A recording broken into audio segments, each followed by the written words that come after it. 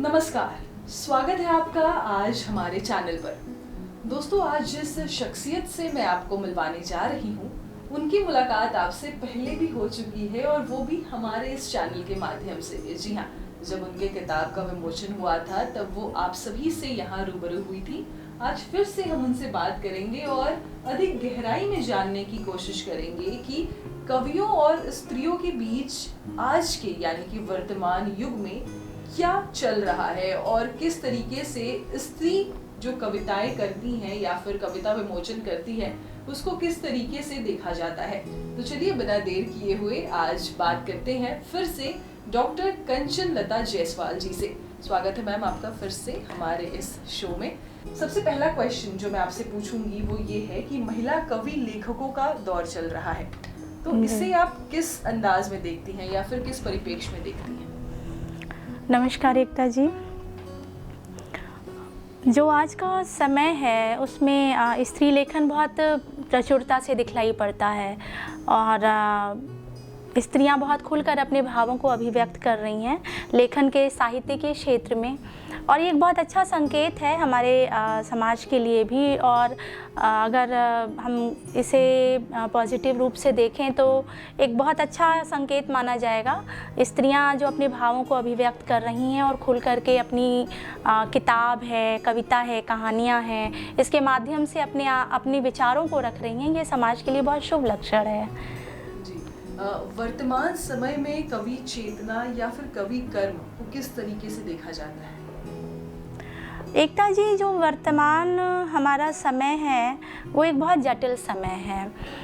इसमें तमाम घटनाएं हमें दिखलाई पड़ रही हैं। समाज दिनों दिन बदलता जा रहा है। एक आधुनिकतावाद कह लीजिए या उपभोक्तावाद कह लीजिए, ये लोगों के जीवन में आज चरम पर दिखलाई पड़ता है। इसके अलावा भी तमाम ऐसी घटनाएं जो समाज में दिन प्रतिदिन हो रही हैं उस पर कविता होना या कह लीजिए कवियों का एक तरह से ये बहुत ज़रूरी बात मानी जाएगी कि कविता के माध्यम से वर्तमान समाज की घटनाओं को, वर्तमान समाज के परिदृश्य को वो स्पष्ट करें। और सिर्फ कल्पनाएं ही कविता नहीं है। कवि का यह सबसे पहला जो है मैं कहूँगी धर्म माना जाना चाहिए कि सिर्फ कल्पनाओं पर आधारित कविताओं की रचना न करें। समाज में जो संघर्ष है, स्त्री विमर्श कह लीजिए, जैसे स्त्रियां बहुत अभी भी इतने बदलाव के बाद भी बहुत आगे नहीं आ पाई हैं, तो उनके संघर्षों को लेकर के एक जो हमारी दलित चेतना है उस पहलू को लेकर के भी कविताएं ज़्यादा से ज़्यादा लिखी जानी चाहिए। और कविता का जो संसार है वो बहुत व्यापक संसार है। सिर्फ कल्पना आधारित कविताएं या सिर्फ प्रेम कविताएं ही जो है समाज के असली चेहरे को नहीं लाती हैं। तो यही एक कवि चेतना कही जाएगी कि वो समाज के सारे पहलुओं को लेकर के लेखन हो और उस पर बात हो। आपके अनुसार कविता समय की सजगता को किस प्रकार व्यक्त करता है? मैंने पहले भी जैसे अभी कहा कि जो समय है, जो आप देख रहे हैं आज के समय को, इसका बहुत व्यापक असर है, प्रभाव है समाज के ऊपर। एक ये भी चीज़ कवि के लिए ज़रूरी है कि वो समाज से जुड़ कर के कविताएं लिखे। और दूसरी चीज़ जो मुझे लगता है, चाहे स्त्रियां लिख रही हों कविताएं या व्यापक रूप से लेखकों के द्वारा जो चीज़ें लिखी जा रही हैं उसमें जो हमारा राजनीतिक दृष्टिकोण है वो भी आना चाहिए। जो कविताएं हैं वो हमारी राजनीतिक चेतना को भी व्यक्त करनी चाहिए, हमारे जो उस पक्ष को भी सामने लाना चाहिए। कहने का मतलब मेरा ये है कि कवियों को तटस्थ रह कर के नहीं लिखना चाहिए। और बहुत प्रमुख, बहुत उल्लेखनीय एक पंक्ति है, जो बचेगा वही रचेगा क्या।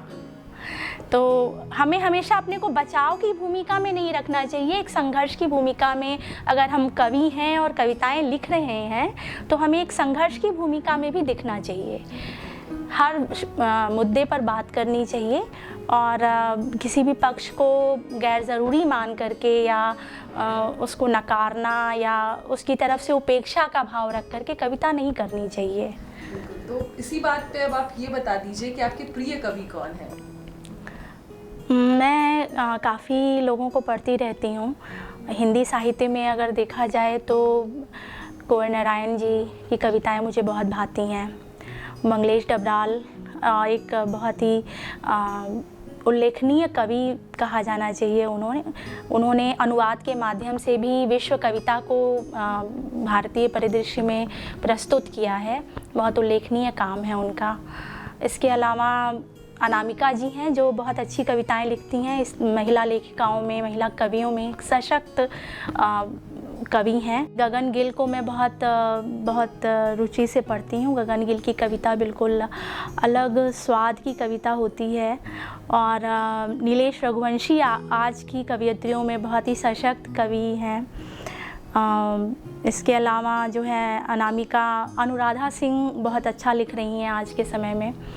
तो एक बहुत लंबी फहरिस्त है कवियों की और अच्छी कविताएं हमेशा अपनी ओर खींचती हैं। अजंता देव जी की कविताएं बहुत अच्छी हैं। तो ये सारे आपके प्रिय कवि हैं। हाँ जी। आशा है वो आपका इंटरव्यू देखें और वो जान सके कि आप उनको कितना पसंद करती हैं। तो चलिए मैम, अब आगे बढ़ते हैं। आगे प्रश्न मैं आपसे कुछ और पूछना चाहती हूँ। ये बताइए कि कविता अंतस को किस प्रकार राहत पहुँचाती है?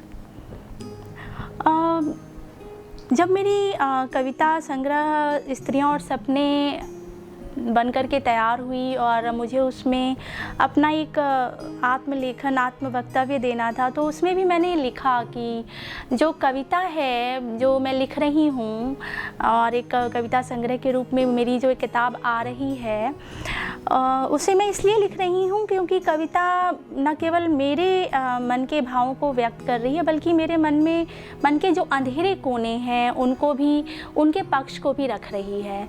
तो कविता अपने आप में एक कविता ही क्यों, अगर लेखन की बात की जाए तो लेखन एक माध्यम है अपने आप को व्यक्त करने का। हम बहुत सी बातें होती हैं कि हम नहीं कह पाते हैं किसी से।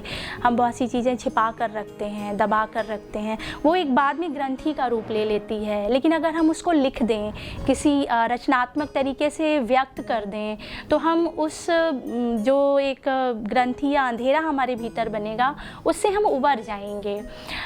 इसीलिए मेरा मानना है कि मन के लिए एक मरहम का काम करती है, कविता हो या लेखन हो, दोनों चीज़ें। अगर आप कुछ कविता पढ़ भी लेते हैं तो कभी आप परेशान रहते हैं तो बहुत सुकून मिलता है उसे पढ़ के, भले आपको लिखना ना आता हो रचनात्मक तरीके से, क्योंकि हर कोई नहीं लिख पाते, ये दिक्कत तो होती है। लेकिन अगर उसे पढ़ भी लिया जाए तो बहुत सुकून पहुँचता है। बात हम स्त्री और सपने, जो आपकी किताब है, उसकी हम कर रहे हैं। तो आप मुझे अब ये बताइए मैम कि स्त्री विमर्श भारतीय समाज और साहित्य में किस प्रकार दिखता है? आज के समय में स्त्री विमर्श अपने पूरे परिप्रेक्ष्य में देखा जाए तो बहुत सशक्त रूप से दिखलाई पड़ता है। इसका एक कारण यह भी है कि हमें तमाम प्लेटफॉर्म्स अवेलेबल हैं, सोशल मीडिया है जिसके माध्यम से तमाम महिलाएं जो नहीं कुछ भी कहती थी वो भी दो पंक्तियों में अपने हृदय को खोल कर रख देती हैं। तो ये एक नया दौर है स्त्री विमर्श का एक तरह से। तमाम लोग इस चीज़ को कहते भी हैं कि एक आंधी सी आई है, तमाम स्त्रियाँ लेखन कर्म में रत दिखलाई पड़ती हैं। तमाम किताबें आ रही हैं महिलाओं की, वे कविताएं भी लिख रही हैं, कहानियाँ भी लिख रही हैं, यात्रा वृत्तांत भी लिख रही हैं। तो और एक उम्र के बाद लिख रही हैं। मेरा कहने का मतलब है प्रौढ़ावस्था में आकर भी अपने आप को अभिव्यक्त कर रही हैं बहुत अधिक संख्या में। तो वाकई ये एक बहुत ही अच्छा पहलू है, बहुत अच्छा संकेत है एक तरह से समाज के लिए भी और साहित्य के लिए भी। प्रौढ़ावस्था में मुझे लगता है इसलिए मैम क्योंकि शायद तब तक वो थोड़ी बहुत जिम्मेदारियों से मुक्त हो जाती है और उन्हें कुछ अपने बारे में सोचने का मौका मिल जाता है। जी बिल्कुल। भारत में ये स्थिति है कि औरतें तभी जाके थोड़ी सी जिम्मेदारी से मुक्त होती जब उनके बच्चे बड़े हो जाते हैं और तब तक प्रौढ़ावस्था आ जाती है। तो शायद इसलिए, बट अच्छी बात है। हाँ, ये बहुत अच्छी बात है, लोग खुल रहे हैं और हमारे पास प्लेटफॉर्म भी है। बिल्कुल है। मैम, स्त्रियों की तो बात हो गई, लेकिन जब आप स्त्रियों को पुरुषों से जोड़ती हैं, यानी कि वर्तमान समय में जब आप स्त्री पुरुष के संबंधों को देखती हैं, तो क्या लगता है आपको, किस प्रकार से आप इसे देखती हैं? स्त्री पुरुष संबंधों को लेकर के आपका जो ये प्रश्न है, इस पर मैं आलोक धनवा की एक बहुत ही प्रसिद्ध कविता है भागी हुई लड़कियां, उसकी कुछ पंक्ति सुनाना चाहूँगी। तुम जो पत्नियों को अलग रखते हो वेश्याओं से और प्रेमिकाओं को अलग रखते हो पत्नियों से, कितना आतंकित होते हो जब स्त्री बेखौफ भटकती है ढूंढती हुई अपना व्यक्तित्व, एक ही साथ वेश्याओं और पत्नियों और प्रेमिकाओं में। तो आलोक धनवा की ये कविता बहुत प्रसिद्ध कविता है और इस कविता के माध्यम से वे एक चीज़ और भी कहते हैं कि अब लड़कियां जो हैं या स्त्रियां जो हैं वो रुकने को तैयार नहीं हैं और कोई भी चुनौती को वो दरकिनार करते हुए एक लक्ष्य बना करके, आगे बढ़ने का लक्ष्य बना करके निकलती हैं। और इससे जो संबंध है, स्त्री पुरुष का जो संबंध है वो उसमें टकराहट भी पैदा होती है और भावनात्मक स्तर पर भी, लेकिन ये ज़रूरी भी है। हमको हमेशा क्यों सीमाओं में बांध कर रखा जाए। अगर ये कहा जाता है कि समाज के दो पहिए हैं, स्त्री और पुरुष, तो दोनों पहिए में संतुलन का भार सिर्फ स्त्रियों के ही कंधे पर क्यों हो। एक सुखद सामंजस्यपूर्ण अगर समाज बनाना है तो पुरुषों को भी स्त्रियों का बढ़ चढ़ कर सहयोग देना चाहिए और स्वागत करना चाहिए। बिल्कुल स्वागत करना चाहिए मैम। और मुझे ये लगता है कि आजकल जो जैसे वर्तमान में आपने स्त्री पुरुष संबंध को बहुत अच्छे से आपने बताया कविता के माध्यम से, आज की डेट में बहुत ज़्यादा डिवोर्स या तलाक आप कह लीजिए, सो कॉल्ड जो तलाक होते हैं, उसके रीजंस भी यही होते हैं कि आपस में एक जो बैलेंस है वो हम नहीं बना पा रहे हैं। हाँ, करियर की भागदौड़ में या कुछ भी आप कह लीजिए वो नहीं बन पा रहा। अगर औरतें भी समझ जाएं और पुरुष भी समझ जाए कि हम दोनों को मिलके ही इसको आगे बढ़ाना है प्रेम भाव के साथ, बिना अहम की टकराहट के, बहुत ज़्यादा ज़रूरी है क्योंकि सबसे ज़्यादा ईगो क्लैशेस होते हैं सबसे ज़्यादा। तो ये आपने बहुत अच्छी बात कही। आशा है कि कुछ लोगों को या बहुत से लोगों को ये चीज़ें समझ में आए और इसका मतलब अगर वो डीप घुस के समझना चाहें, बड़ा मतलब है। खैर मैम, आखिरी क्वेश्चन पे अब चलते हैं आपके साथ। खैर आखिरी क्वेश्चन पे जाने का तो मन नहीं हो रहा है, लेकिन फिर भी चलते हैं। स्त्री जीवन, स्त्री मुक्ति, स्त्री अधिकार और मर्दवाद या फिर आप कह लें पितृसत्ता से स्त्री संघर्ष को हिंदी कविता में आप किस प्रकार देखते हैं? हिंदी कविता में बहुत सशक्त स्त्री कवित्रियों ने इस बात को रखा है, अपनी बात को रखा है। मैं इसमें गगन गिल का नाम लेना चाहूँगी और अजंता देव जी की कविताएं हैं, अनामिका की कविताएं हैं। अनामिका की कविता है स्त्रियाँ, उसमें इन्होंने इस बात को बहुत अच्छे से रखा है। मैं सुना रही हूँ आपको। पढ़ा गया हमको जैसे पढ़ा जाता है कागज़, बच्चों की फटी कॉपियों का।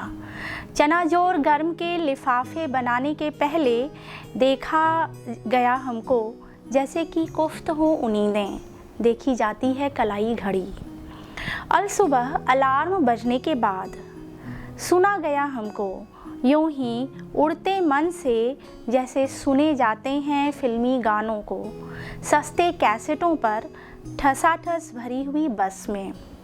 भोगा गया हमको बहुत दूर के रिश्तेदारों के दुख की तरह। एक दिन हमने कहा हम भी इंसान हैं, हमें कायदे से पढ़ो।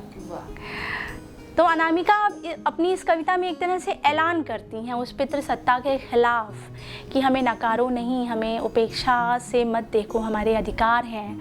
हम अपने अधिकारों पे बात करते हैं और समाज को इस बात के लिए तैयार हो जाना चाहिए कि हमें इंसानों की तरह देखें और हमें अपने अधिकारों को प्रदान करें। बिल्कुल ये सच्चाई है मैम। और अगर ये समाज समझ जाए, मैं समाज में सिर्फ पुरुषों की नहीं बात कर रही हूँ, चाहे एक बहू की सास हो या फिर सास की बहू हो जी, ये दोनों अगर समझ जाए और पूरा समाज समझ जाए कि हम में भी वजूद है, हर स्त्री अपना वजूद लेकर आई है और कुछ कर सकती है, तो शायद भारत कहीं और होगा। बिल्कुल निस्संदेह, में कोई बहुत बड़ी बात नहीं है। बहुत अच्छा लगा मैम आपसे बात करके। आशा है फिर आपसे मुलाकात होगी, फिर हमारे दर्शक आपको देख पाएंगे, जान पाएंगे और समझ पाएंगे। शुक्रिया। धन्यवाद एकता जी।